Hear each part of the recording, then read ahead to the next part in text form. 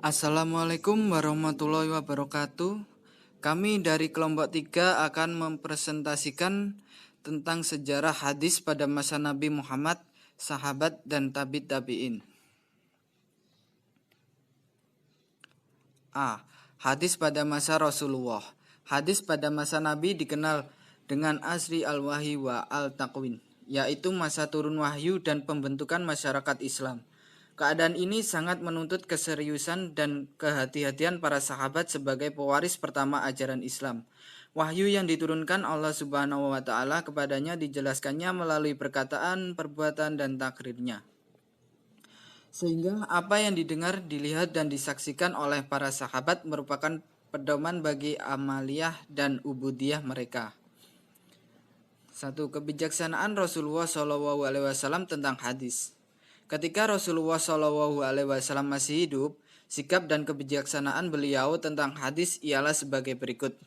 Yang pertama, Rasulullah SAW memerintahkan kepada para sahabatnya untuk menghafal, menyampaikan, dan menyebarkan hadis-hadis. Yang kedua, Rasulullah SAW melarang para sahabat untuk menulis hadis-hadisnya. Nomor 2, cara Rasulullah SAW menyampaikan hadis. Ada beberapa cara Rasulullah SAW menyampaikan hadis kepada para sahabat, yaitu A. Melalui majelis al-ilm, yaitu pusat atau tempat pengajian yang diadakan oleh Nabi Muhammad SAW untuk membina para jamaah. Melalui majelis ini para sahabat memperoleh banyak peluang untuk menerima hadis, sehingga mereka berusaha untuk selalu mengkonsentrasikan diri guna mengikuti kegiatan dan ajaran yang diberikan oleh Rasulullah SAW. B. Dalam banyak kesempatan Rasulullah SAW juga menyampaikan hadisnya melalui para sahabat tertentu yang kemudian disampaikannya kepada orang lain, jika yang berkaitan dengan soal keluarga dan kebutuhan biologis, terutama yang menyangkut hubungan suami istri. Ia sampaikan melalui istri-istrinya. C. Melalui ceramah atau pidato di tempat terbuka, seperti ketika Haji Wada dan Fat Makkah. Ketika menunaikan ibadah haji pada tahun 10 Hijriah atau 631 Masehi, Nabi Muhammad SAW menyampaikan khutbah yang sangat bersejarah di depan ratusan ribu kaum. 3. Perbedaan para sahabat dalam menguasai hadis. Di antaranya para sahabat tidak sama perolehan dan penguasaan hadis. Hal ini tergantung kepada beberapa hal. Pertama, perbedaan mereka dalam soal kesempatan bersama Rasulullah SAW. Kedua, perbedaan mereka dalam soal kesanggupan bertanya kepada sahabat lain. Ketiga, perbedaannya mereka karena berbedanya waktu masuk Islam dan jarak tempat tinggal dari masjid Rasulullah SAW. Ada beberapa sahabat yang tercatat sebagai sahabat yang banyak menerima hadis dari Rasulullah SAW dengan beberapa penyebabnya. Di sini disebutkan ada 5. 1. Para sahabat yang tergolong as-sabiqunal awalun. 2. Al-ummahat mu'minin. 3. Para sahabat yang di samping selalu dekat dengan Rasulullah SAW juga menuliskan hadis-hadis yang diterimanya, seperti Abdullah ibnu al-As. 4. Sahabat yang meskipun tidak lama bersama Rasulullah SAW akan tetapi banyak bertanya kepada para sahabat lainnya secara sungguh-sungguh, seperti Abu Hurairah. 5. Para sahabat yang secara bersungguh-sungguh yang mengikuti majelis Rasulullah SAW banyak bertanya kepada sahabat lain dari sudut usia tergolong yang hidup lebih lama dari wafatnya Rasulullah SAW, seperti Abdullah ibnu Umar, Anas ibnu Malik, dan Abdullah ibnu Abbas. Yang keempat, penulisan hadis masa Rasulullah SAW dan Khulafaur Rasyidin. Sa'ad bin Ubaidillah al-Ansor pernah memiliki himpunan hadis Rasulullah SAW. Ibnu Hajar memastikan bahwa beliau adalah salah seorang penulis zaman jahiliyah. Putranya meriwayatkan hadis dari catatannya tersebut. Al-Bukhari mengatakan bahwa catatan itu merupakan salinan dari catatan Abdullah bin Abi Aufa yang menulis sendiri hadis-hadis Nabi Muhammad SAW. Selain itu, pada masa Rasulullah, tulisan Abdullah bin Amr bin Al-Ash termasuk sebagai Asy-Syahifah Asy-Shadiqah. Abdullah bin Amr mencatat dari sumbernya, yakni Rasulullah sendiri, yang terhimpun 1000 hadis Rasulullah SAW. Sahifah dalam tulisan tangan beliau tidak ditemui sekarang, namun isinya terhimpun di dalam kitab-kitab hadis, terutama di dalam Musnad Ahmad.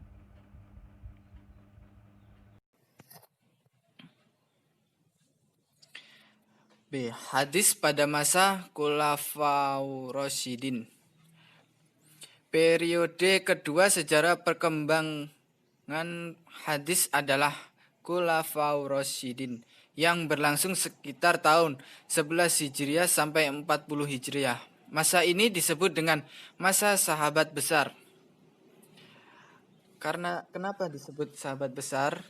Karena pada masa ini perhatian para sahabat masih terfokus pada pemeliharaan dan penyebaran Al-Quran. Maka periwayatan hadis sebelum begitu berkembang dan kelihatannya berusaha membatasinya.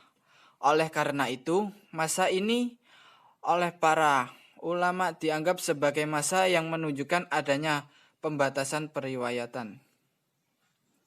Pembatasan penyederhanaan hadis yang ditunjukkan oleh para sahabat dengan sikap kehati-hatiannya, menggunakan dua jalan dalam meriwayatkan hadis dari Nabi Muhammad SAW, yaitu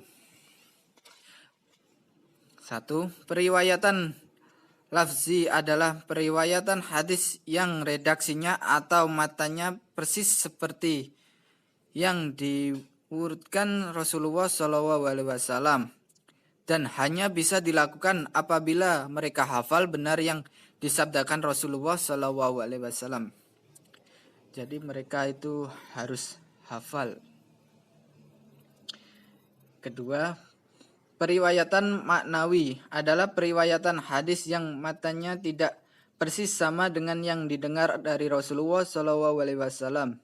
Akan tetapi, isi atau maknanya tetap terjaga secara utuh, sesuai dengan yang dimaksudkan oleh Rasulullah SAW tanpa ada perubahan sedikit pun. Poin C. Hadis pada masa tabi'in.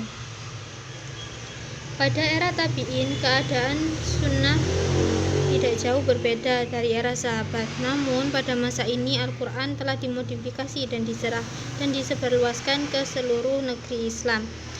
Maka tabi'in dapat memfokuskan diri dan mempelajari sunnah dari para sahabat. Kemudian, kemudahan lain yang diperoleh dari tabi'in karena sahabat Nabi Muhammad SAW telah menyebar ke seluruh penjuru dunia Islam, sehingga mereka mudah mendapatkan informasi tentang sunnah.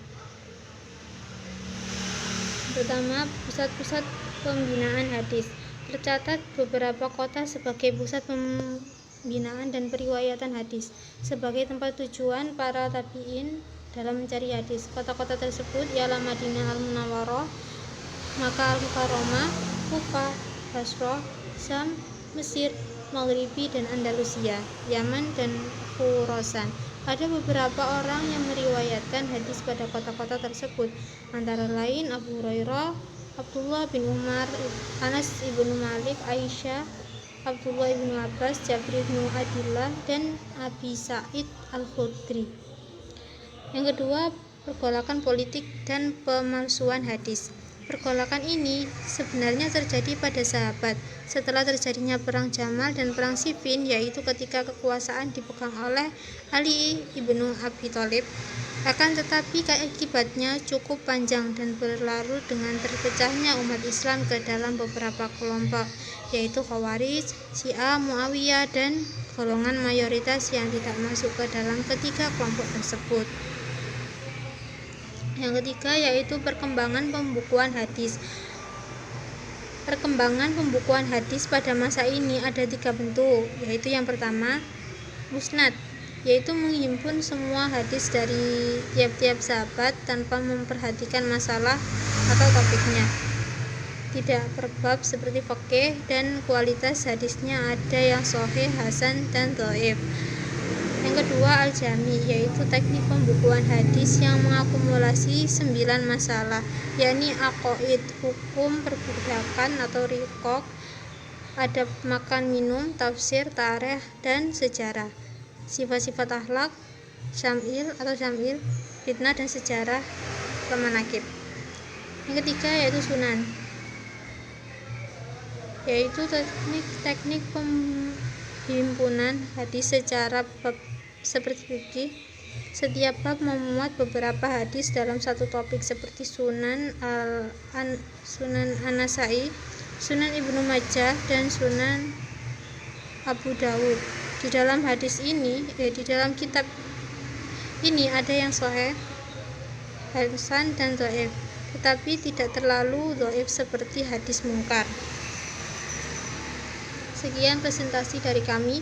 Apabila terdapat kekurangan dan pada penyampaian dan pembahasan kami mohon maaf sebesar-besarnya. Assalamualaikum warahmatullahi wabarakatuh.